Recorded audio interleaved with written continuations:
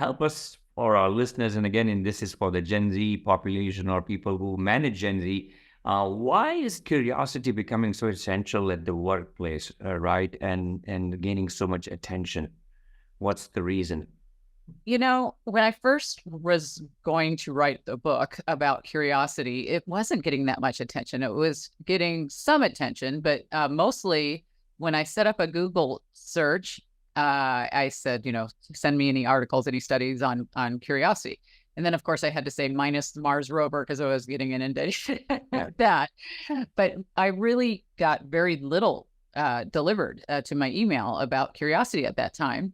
And I found it very fascinating because, well, curiosity is kind of tough to define. And for me, I was defining it as getting out of status quo thinking, and of course, discovering and learning and all the other things that go along with it. So as I started to write about it, I started to get more and more notifications from Google that this was getting to be a hot topic. And I'd love to take credit for it, but I just don't think it might be coincidence. I don't know.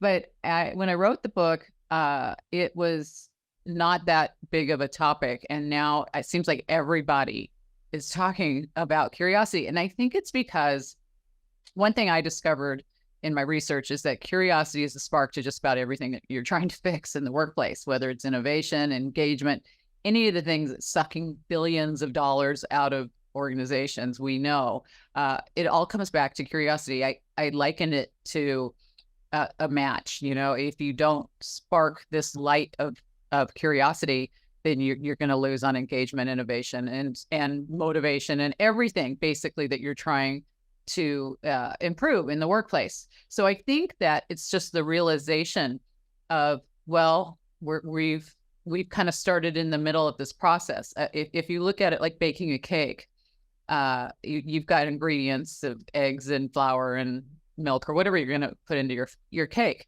and your outcome you want is cake.